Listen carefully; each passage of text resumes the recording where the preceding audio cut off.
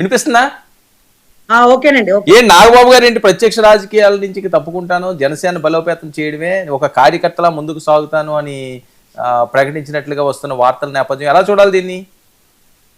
Sir ఆయన ఎప్పుడో sir అంటే ఎలక్షన్ కి ముందు కూడా ఆయన ఒక రోజు నాతో చెప్పారు సార్, ప్రత్యక్ష ఎన్నికల్లో మేమెందుకమ్మా మీలాంటి యువతని ముందుకు తీసుకెళ్లాలి, అదే మీ కళ్యాణ్ బాబు గారు గాని అన్న గాని నిర్ణయం తీసుకున్నటువంటి విషయాలు, మేము మీకు బ్యాక్ బోన్ గా ఉంటాం కానీ ఫ్రంట్ సైడ్ ఎలక్షన్స్ లోకి ఎప్పటికీ నేను రానమ్మా అని నాకు ఎప్పుడో ఒక 3 years బ్యాక్ చెప్పినారు సార్. ఇప్పుడు మీడియా ముందు చెప్పుంటారేమో బహుశా, what ever it may be. ఆయన ఎప్పుడో ఎలక్షన్ లో పోటీ చేయనని గాని ఎంతో మంది యువతను తీసుకురావాలని కళ్యాణ్ బాబు నిర్ణయం అనే ఉద్దేశం నాకు ఒక 3 years బ్యాక్ తెలుసు సార్. సో ఇప్పుడు దాని గురించి చర్చ అంత అవసరమా అని నాకు అర్థం కావట్లేదు సార్. చర్చ అని కాదు, మీకు ఇందులో అవగాహన ఉంది కదా, ఏంటి అలా మినిస్టర్ అనే ఒకటి వస్తున్నది కదా, అందువల్ల ఏమైనా ఆవేదన చెందారా లేకపోతే నార్మల్ గా తీసుకున్న నిర్ణయమా అని? సార్ ఎప్పుడైనా అంతే కదా సార్, పాత నీరు పోవాలి కొత్త నీరు రావాలి. ఎప్పుడు వంశపు రాజకీయాలు అంటే తండ్రి పోతే కొడుకు, కొడుకు పోతే మనవడు, ఇలాంటివే కాదు. అప్పుడప్పుడు యువతని, అన్ని కులాల వాళ్ళని, అన్ని మతాల వాళ్ళని ఒక స్థాయిలో కూర్చోబెట్టాలి అన్న ఉద్దేశంతోనే కదా జనసేనకి సంబంధించిన సిద్ధాంతాలు కూడా మీరు చూసుంటారు.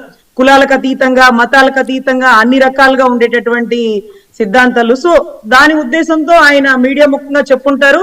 ఆయన ఈ విషయాన్ని ఎప్పుడో కళ్యాణ్ బాబు గారికి చెప్పారండి, ప్రత్యక్ష ఎన్నికల్లో నేను ఎప్పటికీ రాను.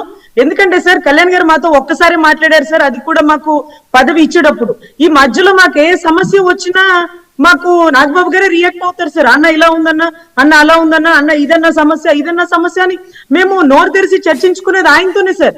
ప్రత్యక్షంగా మాకు కనపడేది ఆయనే. ఆయన నీడే ఒకళ్ళ పవన్ కళ్యాణ్ గారేమో మాకు తెలియదు, కానీ ఏదైనా ఆయన నిన్నటి రోజు మీరు ఫేస్బుక్ లో చూసినారు నా ఆరోగ్యం బాగలేదని, నాకు 10 సార్లు ఫోన్ చేసినా, ఇంకొకరితో ఫోన్ చేయించినా డైరెక్ట్ గా నాగబాబు గారే మాట్లాడతారు కానీ ఆయన దాకా పోదు సార్. సో ఇక్కడ ఎవరైతే నాగబాబు గారు ఎన్నికల్లో రావట్లేదు అంటే మమ్మల్ని ముందు పెట్టడానికి, యువతని ముందుకు తీసుకురావడానికి, దాని ఉద్దేశాన్ని అలా అనుకోండి సార్. ఎందుకంటే దీంట్లో తప్పైతే నాకేం కనిపించట్లేదు సార్. ఇందులో తప్పు అని ఎవరు అన్నారండి? ఈ కారణం ఏంటి అని అన్నాను, కానీ ఇందులో తప్పు ఒప్పులు నేను చెప్పడానికి మిమ్మల్ని అడగలేదు.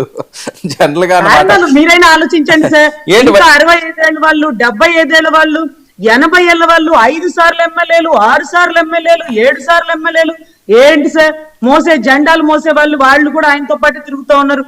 ఏ ఒక్క రోజున పక్క వాళ్ళకి ఛాన్స్ ఇవ్వరా సార్? సో చూస్తున్నాం కాన్స్టిట్యున్సీలో 7 సార్లు ఏకగ్రీవంగా ఎమ్మెల్యే, 8 సార్లు ఆయనే గెలుపు. మరి మిగతా వాళ్ళు ఏం చేయాలా? అయితే ఆయన భార్యకో లేకపోతే వాళ్ళ కుమారుడికో లేకపోతే వారి వంశమే. సో ఇది కరెక్ట్ కాదు అని జనసేన పూర్తిగా నమ్ముతుంది సార్. కాదని పందెం ఎవరి మీద వేస్తారు? గెలుపు గుర్రం మీద వేస్తారా, కుంటుకుంటూ వెళ్ళి దాని మీద వేస్తారా? ఇది అంతే, గెలిచేవాళ్ళు కాబట్టి వాళ్ళు సీట్లు ఇస్తున్నారు, అది కూడా తప్పు పడితే ఎలాగా?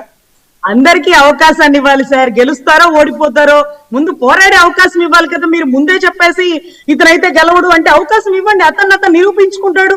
2 చోట్ల ఓడిపోయినాడు, రాష్ట్ర రాజకీయాలను తిరగరాయలేదా? ఈ రోజు డిప్యూటీ సీఎం స్థాయిలో కూర్చోలేదా? మీలాంటి వాళ్ళు ఎవరో ఉండుంటే ఆయన ఓడిపోతాడు కదా, ఇంకొకరికి ఇవ్వండి కదా అంటే ఆయనకు ఛాన్స్ వచ్చేదా? ఈ రోజు ఆయనకు వచ్చింది కాబట్టి ఎంతో మంది యువతకు ఛాన్స్ వస్తుందని మేము భావిస్తున్నాం సార్.